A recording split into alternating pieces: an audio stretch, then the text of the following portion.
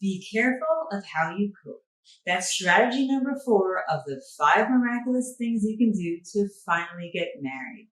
Coming up on episode 7 of Solving Jewish Singleness with Liz Wallenstein, the therapist that gets it.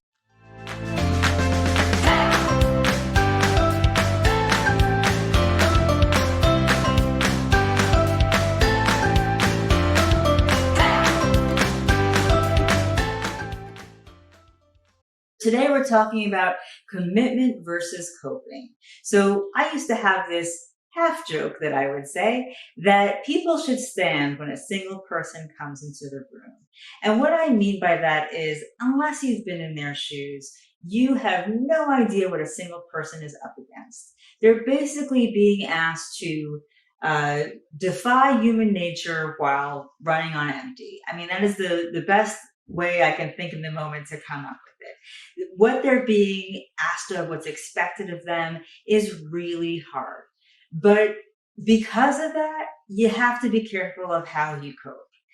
So what I've seen a lot is single people start to compromise their religious standards or their moral standards because they say, well, what does God expect of me?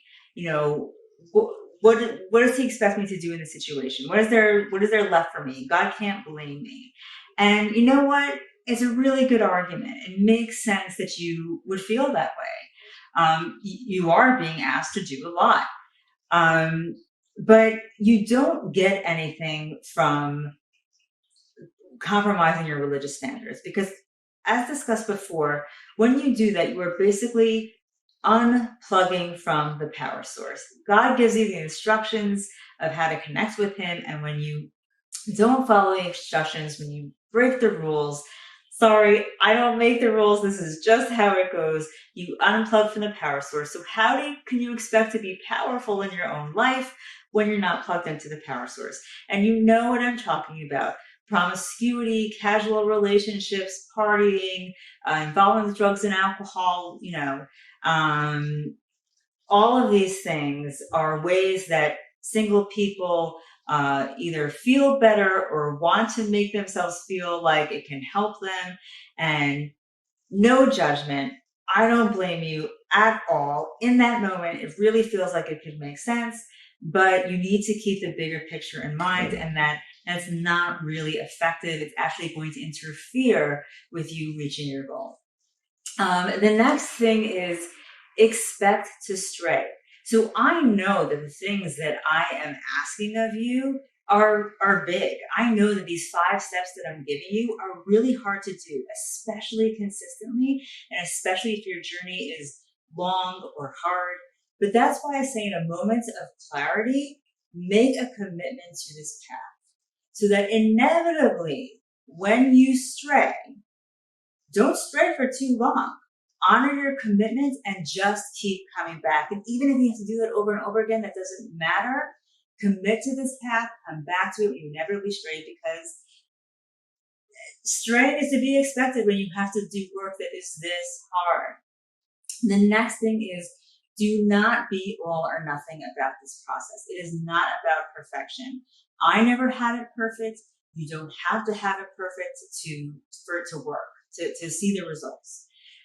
It's about committing and then honoring that commitment, finding just one more thing you can do, one small manageable thing.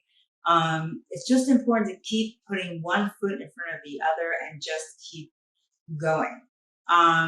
People can bog themselves down by just thinking about everything that needs to be done or could be done, or thinking about the whole picture. So don't bog yourself down with that.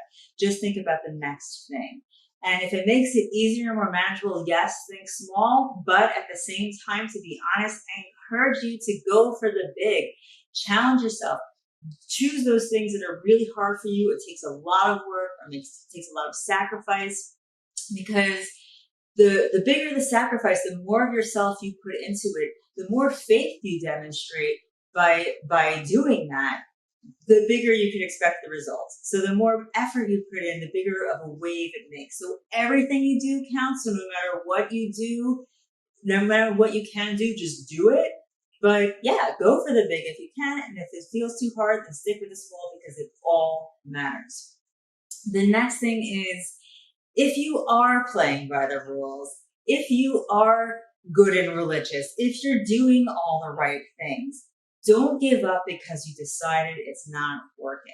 If you heard my story in episode 3, it's a long story, but went over a long period of time. And I was always religious in that time. I was always looking to God in that time, but there are always levels. I mean, the rest of your life you will spend on that journey, and you will always be going up or down.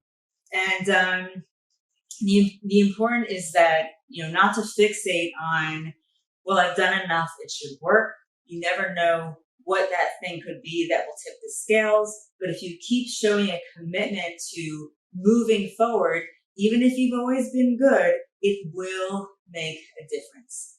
So to sum up today's lesson in commitment versus coping, never give up. Expect to be tempted to give up or break the rules because you think this isn't for me, or this isn't working, or it's too hard, or it's too much. Like, expect those thoughts to come into your head, but you need to label them as the Yetzer Hara. You need to label them as the voice of deception.